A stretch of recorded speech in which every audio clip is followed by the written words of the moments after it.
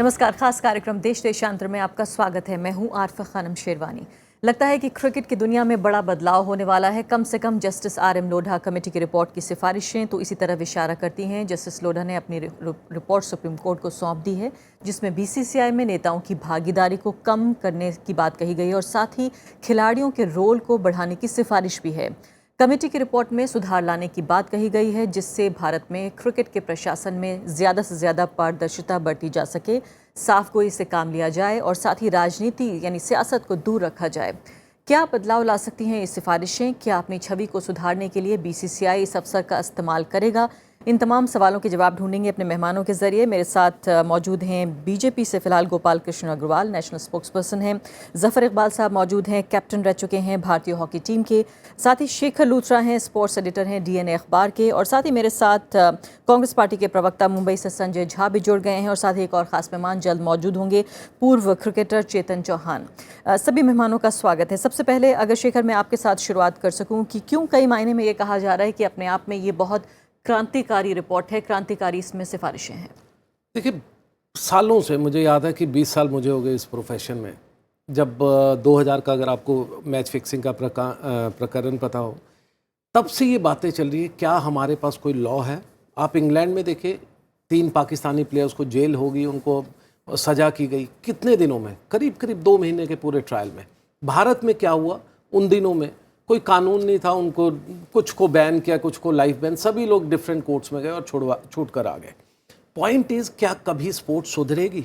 ये कभी supreme court ने नहीं कहा था कि आप फिक्सिंग करिए, मैच फिक्सिंग कीजिए, बैटिंग पे लगाम लगाइए, डिफरेंट तरह की जो स्टेट एसोसिएशंस की प्रॉब्लम है। ये तो जब मामला उठा, because it is a public function body. आप ये नहीं कह सकते हम ऑटोनोमस हैं, हम क्रिकेट की बॉडी हैं। सुप्रीम कोर्ट ने कहा आप टीम इंडिया बना रहे, टीम BCCI नहीं बना रहे। तो इसलिए जब आप पब्लिक फंक्शन कर रहे हैं तो आपको कुछ एक रूल्स एंड रेगुलेशंस मानने पड़ेंगे। सभी लोग वहाँ गए, बोले हाँ ठीक है, आप लोधा कमेटी बनाइए, हम आपके साथ हैं। आज रिकमेंडेशंस आई है कमाल की। मैं सच कह रहा हूँ, मैं कल जब लोधा साहब के सामने बैठ के मैं सुन रहा था, मेरा दिल जानता है कि जब वो बोलने शुरू हुए मैं हैरान था, क्योंकि मैं बहुत एक्सट्रीमिस्ट आदमी हूँ सफाई के मामले में। मैं काफ़ी ज़्यादा मैंने लिखा इस बारे में, लेकिन मैंने इतनी उम्मीद नहीं की थी। मैंने जो उम्मीद की उससे डबल लोधा साहब ने सफाई के। प्रैक्टिकल है, सभी कुछ प्रैक्टिकल है। अगर इसमें टेन्योर की बात करें, यही तो स्पोर्ट्स कोड कह रही है। आपकी सरकार क्या कह रही है? स्पोर्ट्स कोड बनाइए, 70 साल से ऊपर के लोग नहीं होने चाहिए। लोधा कमेटी ने ही कहा। आपकी सरकार कहती है कूलिंग ऑफ पीरियड होना चाहिए, इन्होंने भी वही कहा 3 साल आइए, 3 साल कूलिंग ऑफ पीरियड कीजिए। यही ये कह रहे हैं कि टेन्योर में भी 9 साल से ऊपर एक ऑफिस बेयरर नहीं होना चाहिए। और रही बात बैटिंग की, जो कि एक बहुत बड़ा मसला, क्या लीगलाइज होनी चाहिए या नहीं, बड़ी कंट्रीज से सीखिए। अब उनको पैसा भी मिल रहा है, वहाँ पर बैटिंग पे कंट्रोल भी है, वहाँ मैच फिक्सिंग नहीं हो रही है। फीफा देखिए, इंग्लैंड का प्रीमियर लीग देखिए। तो आपको स्टेप्स आगे लेने पड़ेंगे। अच्छा और बुरा वक्त बताएगा, लेकिन फिलहाल बहुत प्रैक्टिकल सॉल्यूशंस उन्होंने दिए, जिसको शायद आपको सबको मानना चाहिए। ठीक है, तो हम बिंदुवार तरीके से पॉइंट वाइज चर्चा करेंगे कि आखिर कौन से सजेशंस और सिफारिशें ऐसी हैं जो कि इम्प्लीमेंट हो सकती हैं, जिनको लागू करना आसान होगा। जफर इकबाल साहब ये बताइए कि जिस तरह की बदनामी, अगर मैं ये शब्द इस्तेमाल कर सकूँ शायद सही होगा ऐसे मौके पर, जिस तरह की डिसरेप्यूट, जो बदनामी, मतलब इस तरह के एक खेल जो वाकई आइकॉनिक था। भारत में कहा जाता है कि 2 मामलों पर लोगों की राय ज़रूर होती है, एक क्रिकेट पर, एक राजनीति पर। तो फिलहाल हम दोनों का हम जिक्र कर रहे हैं कि राजनीति को कैसे दूर रखा जाए क्रिकेट से। क्या जिस तरह की बदनामी फेस कर रहा था क्रिकेट, खासकर क्रिकेट, क्या इस तरह के एक्स्ट्राऑर्डिनरी, जिस तरह की असाधारण सिफारिशें फिलहाल दी गई हैं, ये ज़रूरी थी? बिल्कुल ज़रूरी है। और मैं समझता हूँ कि बदनामी तो काफ़ी हुई, प्लेयरों की भी, ऑफिशियल्स की भी, हिंदुस्तान के खेल की ख़ास तौर पे। मगर क्योंकि सब लोग इसमें बड़े बड़े लोग इन्वॉल्व है, तो इसको बहुत जल्दी कवरअप कर दिया गया। और लोधा कमेटी ने जो रिपोर्ट दी है वो यानी बहुत ही कह रहे हिस्टोरिक रिपोर्ट है। और इसको इम्प्लीमेंट कैसे किया, that is the main issue, कि इसको कैसे लागू किया जाए। ये ज़रूर है कि वो क्रिकेट के ऊपर हुआ है, बट यानी इसको लागू तो सब फेडरेशन, एसोसिएशन में होना चाहिए कि प्लेयरों का ज़्यादा यानी भागीदारी हो हर एसोसिएशन में या फेडरेशन के अंदर। या सिलेक्शन कमेटी तो नॉर्मली प्लेयर्स ही करते हैं, इसमें कोई दो राय नहीं है। मगर उसमें थोड़ा सा, जो मेरी अपनी राय है, कि इसमें थोड़ा सा टाइम लगेगा, इन द सेंस के क्योंकि पिछले 40-50 क्या 70 दशकों से 70 सालों से 70 सालों से मैं समझता हूं कि प्लेयरों को तो कभी भी अटैच करने नहीं दिया फेडरेशन एसोसिएशन ने, तो उनको जरा सा टाइम लगेगा एडमिनिस्ट्रेटिव जॉब को समझने में और करने में। ऐसा नहीं है कि हिंदुस्तान के अंदर जो जितने भी खिलाड़ी हैं वो बिल्कुल नहीं कर सकते। There are number of people और स्पोर्ट्स पर्सन्स हैं जो they are capable of running the administration. तो मैं समझता हूं कि ये इसमें बहुत जल्दी बदलाव आना चाहिए जिससे कि खेल को एक स्ट्रीम लाइन पे रखा जाए। गोपाल जी, मैं आपकी तरफ आती हूँ, लेकिन इससे पहले चेतन चौहान भी हमारे साथ जुड़ गए हैं। खिलाड़ियों की राय ले ली जाए, फिर नेताओं के पास आया जाएगा, और नेताओं को दूर रखने की बात कही गई है फिलहाल इस कमेटी में। हालांकि मैं आपसे सवाल जरूर पूछूंगी। चेतन चौहान जी, ये बताइए कि कई लोग ये भी राय दे रहे हैं कि जिस तरह के पूरे जो टर्न अराउंड की बात की जा रही है कि पूरे तरीके से शक्ल बदल दी जाएगी, और ये शायद इतना प्रैक्टिकल ना हो कि इतने ड्रास्टिक जो है कदम उठाए जाएं। क्या इसको धीरे धीरे करना ठीक रहता? क्या कुछ सिफारिशों में आपको ऐसा भी नजर आता है जो आपको लगता है कि शायद इंप्लीमेंट नहीं हो पाएगा? देखिए, मैंने सिफारिशें देखी हैं, और जो मैंने देखा है और जो सूचनाएं मिल रही हैं, मैं जो पढ़ा हूँ अखबार में भी जो आया है, तो उसमें मैं कहूँगा कि दोनों चीज़ें हैं। कुछ तो लागू होनी चाहिए, बहुत अच्छी सिफारिशें हैं, और कुछ जो है मैं समझता हूँ कि वो प्रैक्टिकल नहीं है। जैसे कि जैसे ये जो कहा जा रहा है कि एक स्टेट एक एसोसिएशन या एक वोट, वो प्रैक्टिकल नहीं है, क्योंकि यहाँ पर बहुत सारी जो एसोसिएशन, जैसे हम गुजरात का ही ले लेते हैं, गुजरात हो गई, बड़ौदा हो गई या सौराष्ट्र हो गई, ये पिछले 50-60 से साल से चल रही है ये। अब एकदम से आप उनको बोलेंगे कि अब ये एसोसिएशन बंद हो जाए या इनकी वोटिंग बंद हो जाए, तो मैं समझता हूँ वो प्रैक्टिकल नहीं है। उसी प्रकार से महाराष्ट्र के अंदर भी, महाराष्ट्र चल रही है, और मैं समझता हूँ 1940 या 45 से चल रही है, और बॉम्बे भी उसी प्रकार से चल रही है, विदर्भा भी चल रही है। तो कुछ चीज़ें इनमें प्रैक्टिकल नहीं है, लेकिन कुछ चीज़ें जो है अच्छी कही गई हैं, और मैं उनका स्वागत करता हूं। जैसे cricket should be manned by cricketers only, ये अच्छा सुझाव है, और मैं समझता हूँ मैं इसका वो है। सिलेक्शन कमेटी तो पहले से ही जो है वो क्रिकेटर्स के हाथ में ही है, तो ये कोई नया नहीं निकल कर आया है। प्रॉब्लम और जो आएगी वो आएगी कि बीसीसीआई में जिसके पास कोई पद है, स्टेट में वो, स्टेट एसोसिएशन में भी वो पद ना रखे, तो उसमें प्रैक्टिकल प्रॉब्लम ये आएगी कि अगर स्टेट एसोसिएशन के पास उसका पद नहीं है, तो बोर्ड के अंदर भी उसको कौन पूछने वाला है? अगर ऑर्डिनरी मेंबर रहेगा तो बीसीसीआई भी उसको नहीं पूछेगी। तो ये प्रैक्टिकल प्रॉब्लम है जो आएंगी, और बाकी आप मेरे से जो सवाल पूछते हैं मैं उनका जवाब देता हूँ। चेतन जी, इसके अलावा जो एक खास बात कही गई है, खासकर पारदर्शिता लाने को लेकर, क्योंकि पैसे को लेकर भी जिस तरह की हेरा फेरी देखी गई है, हम जानते हैं कि क्रिकेट में जो है वो जितना बड़ा पैसा है और उतनी ही बड़ी बदनामी भी हुई है पिछले दिनों में। पिछले कई सालों में लोगों का विश्वास तक उठ गया है कि ये जो खिलाड़ी खेल रहा है पता नहीं सही खेल रहा है या किसी वजह के तहत इसके जो है ये आउट हुआ है। जो ऑडिटर्स में सीएजी के एक अधिकारी को रखने की बात कही गई है, कितनी प्रैक्टिकल है? क्या आपको लगता है कि वित्तीय मामलों में विश्वसनीयता बनाए रखने के लिए ये जरूरी होगा? देखिए, पहला बात जब आपने जो बात कही है कि देखिए समय बदल रहा है, अब लोग जो हैं, ये जो जिन खिलाड़ियों ने गड़बड़ की है या जिन अधिकारियों ने जो टीम के साथ जुड़े हुए थे, जिन्होंने कुछ विवाद पैदा किया है या कुछ जो भी इलीगल काम किए हैं, ये कुछ लोग हैं। ये मैं नहीं कहूँगा कि ये इनकी संख्या मैं समझता हूँ 2% या 5% होनी है, जितने भी खिलाड़ी हैं, जितने भी अधिकारी हैं। तो आप 2% या 5% की वजह से ये नहीं कह सकते कि 95% जो है वो गड़बड़ है। मैं मानता हूँ कि यहाँ पे काफ़ी आलोचना हुई है, क्रिकेट की आलोचना हुई है, और थोड़ी जो क्रिकेट की विश्वसनीयता वो थोड़ी सी कम हुई है। लेकिन क्रिकेट खेल बुरा नहीं है, आईपीएल बुरा नहीं है, लेकिन इसमें जो कमियां हैं या खामियां हैं उनको दूर करना बहुत ही ज़रूरी है। साथ में आ जाती है पारदर्शिता। मैं बिल्कुल इसके पक्ष में हूँ कि हर एसोसिएशन के अंदर पारदर्शिता होती है। जो बीसीसीआई से पैसा होता है उसका सदुपयोग होना चाहिए, वो क्रिकेट में लगना चाहिए, कोचिंग में लगना चाहिए, क्रिकेट के आयोजन में लगना चाहिए, क्रिकेट के टूर्नामेंट्स में, इनमें खर्च होना चाहिए। मैं इसको बिल्कुल मानता हूँ, और इसका जो ब्यौरा है, जो भी खर्च हो रहा है, इसके पूरे जो पूरा इन्फॉर्मेशन जो है, या बैलेंस शीट है, या दूसरे जो भी खर्चे हैं, वो सब बीसीसीआई को बाकायदा देना चाहिए, और बीसीसीआई का इसमें नियंत्रण होना चाहिए, कंट्रोल होना चाहिए, हस्तक्षेप होना चाहिए। फिर एक और सवाल आपने शायद रखा था मैं आती हूँ चेतन जी आपकी तरफ। और कोई सवाल है बताएं जी मैं आती हूँ दोबारा आपकी तरफ। ये कार्यक्रम थोड़ा और इसमें काफ़ी वक्त है, मैं दोबारा राउंड जब लूँगी सवालों का तब मैं आऊँगी आपकी तरफ। संजय झा हमारे साथ फ़ोन लाइन पर मौजूद है। संजय झा जी ये बताइए कि काफ़ी कुछ जो भ्रष्टाचार के मामले आए हैं, खासकर उस दौर में आए हैं जबकि 10 साल का पीरियड रहा यूपीए सरकार का, और काफ़ी हद तक जो क्रिकेट की विश्वसनीयता है उसको धक्का पहुँचा है। अब जब लोढ़ा कमेटी की ये सिफारिशें आई हैं, क्या राय आपकी है? देखिए, हमने तो हमेशा से इस बात को कहा है, दोहराया है कि क्रिकेट में पारदर्शिता लाना बिल्कुल अनिवार्य है, और मैं समझता हूं कि इसको हमें राजनीति के ही एक आईने से नहीं देखना चाहिए, क्योंकि अंत में यहाँ ढेर सारे राजनीतिक दल हैं। मैं क्रिकेट का वैसे भी बहुत बड़ा एक सपोर्टर रहा हूं, और मैं समझता हूं कि यहाँ पर राजनीतिक दल यदि पीछे हटे, जैसे लोढ़ा जी ने सिफारिश की है या सुझाव दिया है, वो सही होगा। देखिए, जहां तक आप आईपीएल को आईपीएल एक बहुत ही अच्छा इस सबूत है कि किस तरीके से क्रिकेट में एक तरीके से एक जंग लग चुका था, और आज भी ललित मोदी लंदन में बैठे हुए हैं, और जिस तरीके से वहां घोटाले हुए हैं या भ्रष्टाचार हुआ है या फॉरेन एक्सचेंज के वायलेशंस हुए हैं, वो बहुत ही गंभीर एक मसला है। और यहाँ कोई भी सरकार हो, मैं समझता हूँ कि यहाँ स्पोर्ट्स फेडरेशन सिर्फ बीसीसीआई को ही नहीं, हर स्पोर्ट्स फेडरेशन को बदलना चाहिए।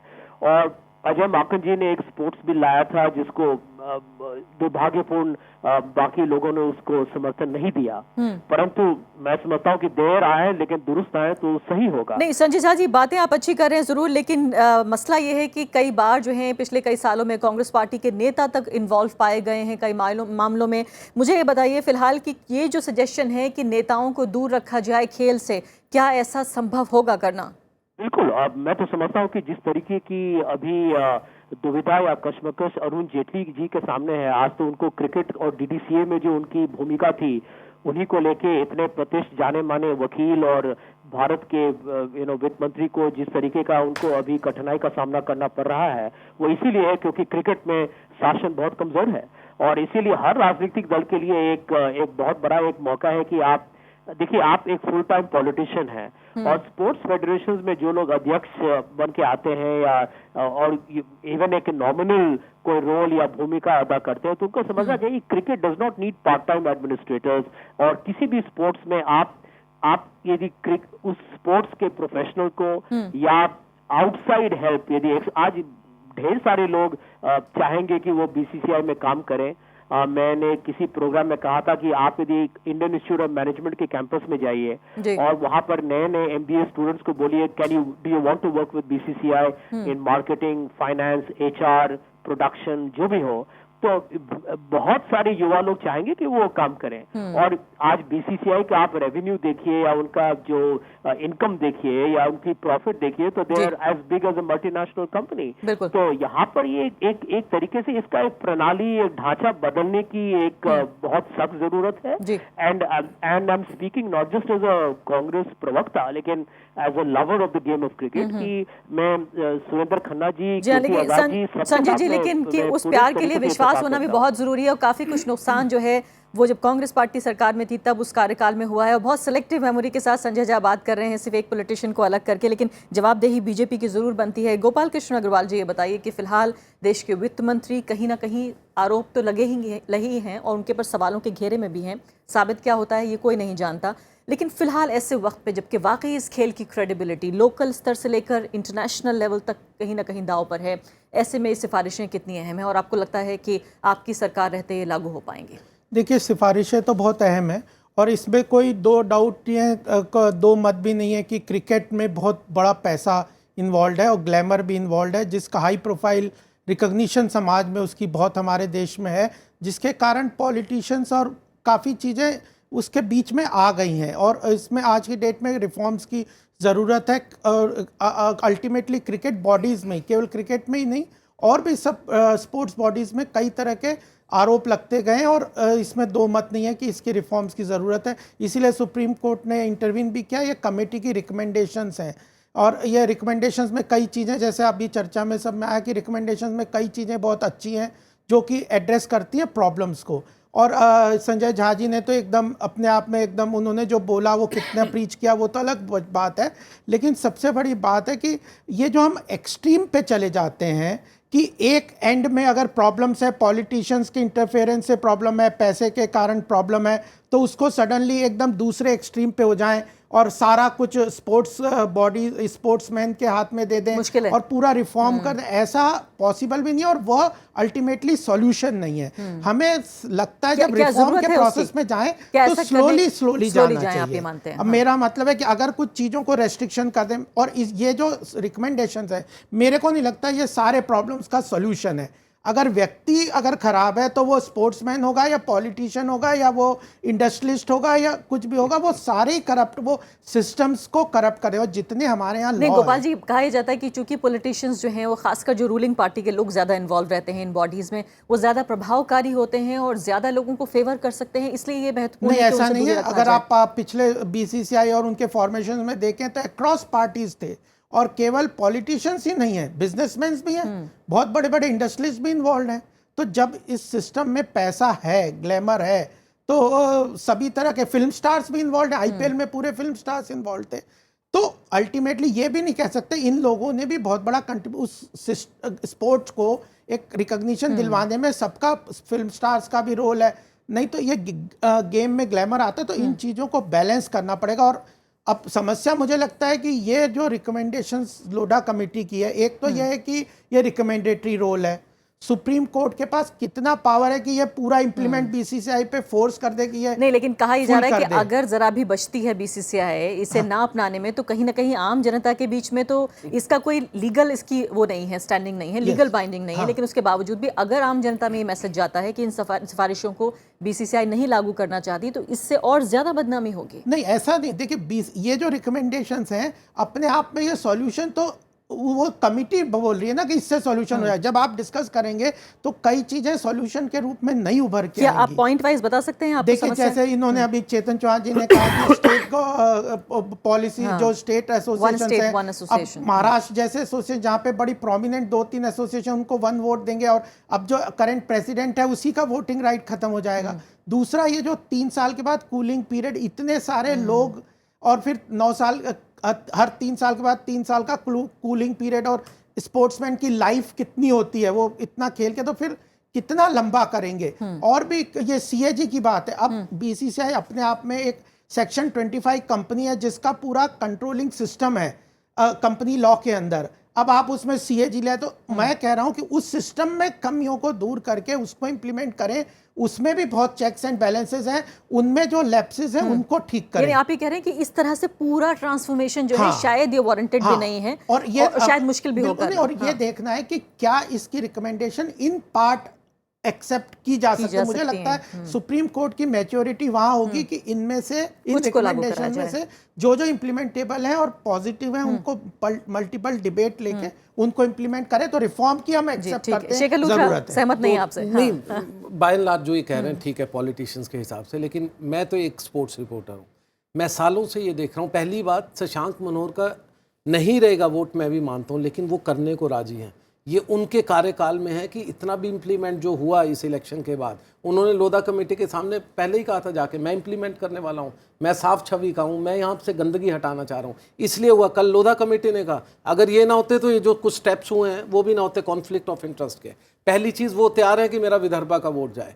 दूसरी चीज़, जो चेतन साहब कह रहे थे, चेतन साहब को अच्छे से मालूम है कि जब भी पॉलिटिशियंस को या जब भी इन राजनीतिक लोगों को जब भी ज़रूरत होती है क्रिकेटर्स की, दिल्ली एक सबसे बड़ा एग्जाम्पल है, जब भी कोई ख़राब होता है तो चेतन साहब को सामने कर देते हैं। क्यों? क्योंकि ये फॉर्मर प्लेयर हैं, लोगों की क्रेडिबिलिटी इन पर ज़्यादा है, लोगों को ज़्यादा इन पर विश्वास है, ना कि पॉलिटिशियंस पर।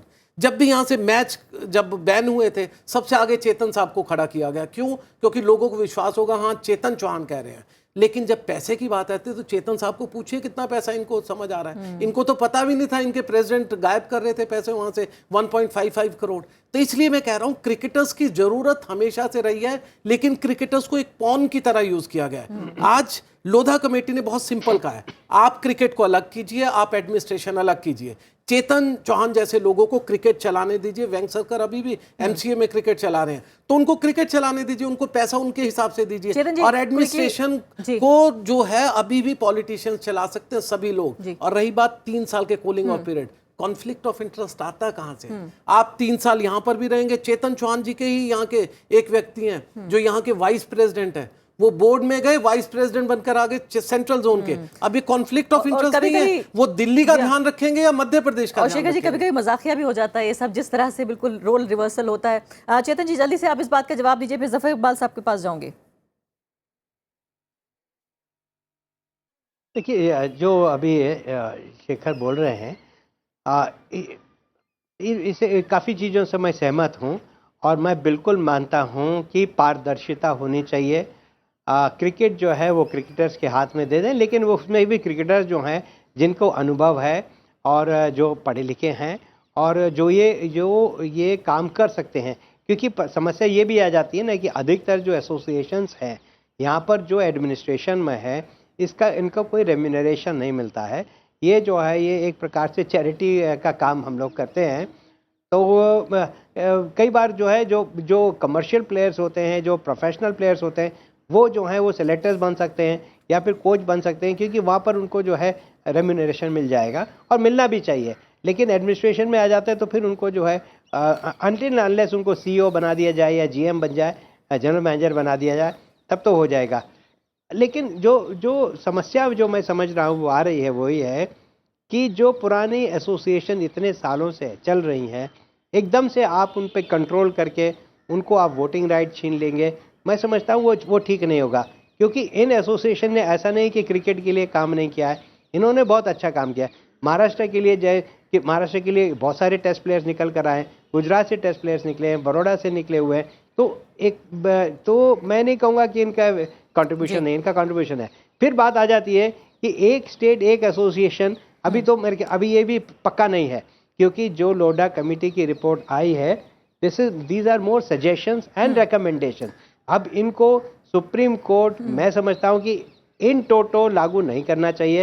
इसमें फिर से बीसीसीआई के साथ या कुछ और एसोसिएशन के साथ आपस में बातचीत होनी चाहिए, और इसमें बातचीत होनी चाहिए और फिर आगे चलते जाए। एकदम से चेंज करने में मैं समझता हूँ कि कठिनाई होगी और वो प्रैक्टिकल भी नहीं होगा, और उसमें जो है विरोध भी होगा। लोग जो है कोर्टों में जाएंगे। अगर आपको चेतन भाई को भी मालूम है, जब जगमोहन डालमिया ने जब शरद पवार को हराया था, वो हारा और जीत को छोड़िए, उनके पास 4 वोट वो कंट्रोल कर रहे थे। एनसीसी का, क्रिकेट एसोसिएशन ऑफ बंगाल का, एक प्रेसिडेंट का और एक कास्टिंग वोट, जिसको अब के प्रेसिडेंट ने खत्म किया। आप 4 वोट एक व्यक्ति कर रहे थे, आपने हरा दिया। आपको क्रिकेट खेलने को मना नहीं कर रहे, बड़ौदा खेले, गुजरात खेले, पॉइंट इज कि आपको वोट चारों के चारों चाहिए। ठीक है जफर इकबाल साहब, इसके अलावा जो क्रिकेट एसोसिएशंस हैं, क्रिकेटर्स की जो एसोसिएशंस हैं, उसको बनाने की बात कही गई है। 1928 से लेकर अब तक कई बार ऐसा हुआ है कि एसोसिएशंस बनी हैं, वो फेल भी हुई हैं, हालांकि इनफॉर्मल तरीके से बनी है। आप कितना महत्वपूर्ण मानते हैं जो क्रिकेटर्स हैं उनकी खुद की आवाज़, यानी जो खेल रहे हैं, खिलाड़ियों की आवाज़ को आगे बढ़ाने के लिए? देखिए, मैं ये बताना चाहूँ, हॉकी में भी एसोसिएशन है, यानी प्लेयर्स की एसोसिएशन है, मगर उसका इफेक्ट नहीं है। अच्छा। उसकी सेंस इसलिए नहीं है कि जितने भी डिस्ट्रिक्ट लेवल है या स्टेट लेवल है या टॉप जो हॉकी इंडिया सपोज है या बीसीसीआई है, जितने भी लोग हैं वहाँ पे वो स्पोर्ट्स पर्सन्स नहीं है। बिकॉज ये जितने भी लोग हैं, वोटिंग राइट्स तो उनके पास है। अगर आपको ख्याल होगा, एक बहुत हमारे हिंदुस्तान के क्रिकेटर जो बहुत नामी गिरामी थे, वो भी खड़े हुए थे एक हरियाणा के अंदर, उनको 1 वोट खुद का मिला था और 1 किसी और ने दिया। तो अगर आप ये सोचिए कि इतने बड़े खिलाड़ी को अगर 2 ही वोट मिलेगा अगेंस्ट 36 वोट जो भी कहें, तो वो इम्बैलेंस लगता है। तो ये जो इम्प्लीमेंटेशन की बात कही गई है, वो मैं यही कहता हूं कि ये इतनी जल्दी नहीं हो सकता, क्योंकि जब तक आप बेस को नहीं सुधारेंगे तो ऊपर भी उसका असर नहीं आएगा। अगर आप बेस संभालेंगे, वहाँ लोकल एडमिनिस्ट्रेशन में स्पोर्ट्स पर्सन जाएं, वहाँ से उठ करके वो आएँ, क्योंकि वोटिंग राइट्स तो उन्हीं के पास है। तो ये बहुत बड़ा यानी जाल है जिसको आपको तोड़ना बहुत मुश्किल है। चेतन भाई की मैं सहमत हूँ कि बड़ा मुश्किल है कि एक स्टेट के अंदर 3-3 एसोसिएशंस हैं, जैसे अगर मध्य भारत है, मध्य प्रदेश है एंड भोपाल है हॉकी इंडिया के लिए, उसमें 3-3 एसोसिएशन है। जब इंडियन हॉकी फेडरेशन डिसॉल्व हुई थी और हॉकी इंडिया फॉर्मेशन हो रही थी, I was part of it, और ये it was decided by the ministry कि इस में यही होगा कि जितनी स्टेट है वही इतने ही एसोसिएशन होनी चाहिए। ये जरूर है चेतन भाई की बात कि उनका कंट्रीब्यूशन नेचुरली वो जब वो पहले से 50, 60, 70 साल, 80 साल से वो लोग उनका कंट्रीब्यूशन है, तो उनको जल्दी से कैसे डिसॉल्व किया जाए। मगर at one point of time आपको एक डिसीजन लेना पड़ेगा कि नहीं, one state one association, yes, otherwise तो you can not go further. माफ कीजिएगा, संजय झा मेरे साथ फोन लाइन पर मौजूद। संजय झा जी बताइए कि एक और जो बहुत ही विवादास्पद जिसे कहा जा सकता है सिफारिश, वो बताया गया है कि सट्टेबाजी को जो है वो कानूनी मान्यता दी जाए, ऐसा सिफारिशों में कहा गया है, आपकी राय? देखिए, मेरी राय इसमें बहुत साफ है कि आज यदि आप देखेंगे कि जो इलीगल बेटिंग्स हो रहे हैं या जो स्पॉट फिक्सिंग पर लोग और या मैच फिक्सिंग करने के लिए लोग पैसों को लगाते हैं, वो काला धन है, वो व्हाइट मनी नहीं है। देखिए, जब बेटिंग में क्या होता है, जो लीगल बेटिंग जो अमेरिका में हो रहा है या ब्रिटेन में हो रहा है, वहां लोग क्रेडिट कार्ड से पे करते हैं और इसीलिए ऑनलाइन बेटिंग साइट्स वहां पर लीगल हैं और बहुत ही लोकप्रिय भी हैं। परंतु यहाँ पर वो जो हमारा जो समस्या है, हमारा जो मसला है, वो लीगल बेटिंग का नहीं है। आप बेटिंग को लीगल कर लीजिए तो मान लीजिए कि कल कोई खिलाड़ी लोग, हम और आप चाहें तो हम लोग कुछ क्रेडिट कार्ड से बेट कर लें, लेकिन जो मैनिपुलेशन हो रहा है, जो इलीगल बेटिंग जो हो रहा है, उस पर आप कोई रोक नहीं ले पाएंगे, क्योंकि भारत में, जिसे किसी ने सही कहा था आपके पैनल पर, यह समस्या बहुत ही बड़ा है। क्योंकि जब तक काला धन जो सामाजिक एक विषय है, जिसके बारे में एक राजनीतिक एक सोल्यूशन चाहिए, कानून को लागू करना और जिस तरीके के लॉज हैं देश पर, वो बड़ा एक विषय है। तो मैं समझता हूं कि legalising betting will not solve the problem at all, क्योंकि जो लोग इलीगल बेटिंग करेंगे वो उनके पास काला धन है, वो काला धन के साथ क्या करें, वो काला धन का दुरुपयोग करते हैं और भी गलत तरीके से मैच फिक्सिंग करके। ठीक है, शुक्रिया, कोई पाबंदी शुक्रिया आपकी टिप्पणी के लिए। समय समाप्त हो गया। Gopal ji, last comment. हाँ, मैं तो ये कहना चाहता हूँ कि मैं इस बात से तो एग्री करता हूँ कि जो स्पोर्ट्समैन है उनका रोल एसोसिएशन में बढ़ना चाहिए, लेकिन जो दूसरी बात है कि पॉलिटिशियंस का बिल्कुल कम होना चाहिए, उस बात से हम एग्री नहीं करते। और दूसरा ये बेटिंग पे जो आपने कहा, बेटिंग में प्रॉब्लम क्या है कि जैसे आप लीगलाइज कर दोगे, बहुत लोग, इनोसेंट लोग उसको लीगलाइज समझ के उसमें एंटर कर जाते हैं, और अगर आपका सिस्टम पूरा इंफ्रास्ट्रक्चर उस मैनिपुलेशन को कंट्रोल करने का नहीं है तो आप इनोसेंट लोगों को फंसा देंगे। तो अभी चेतन जी 10 सेकंड।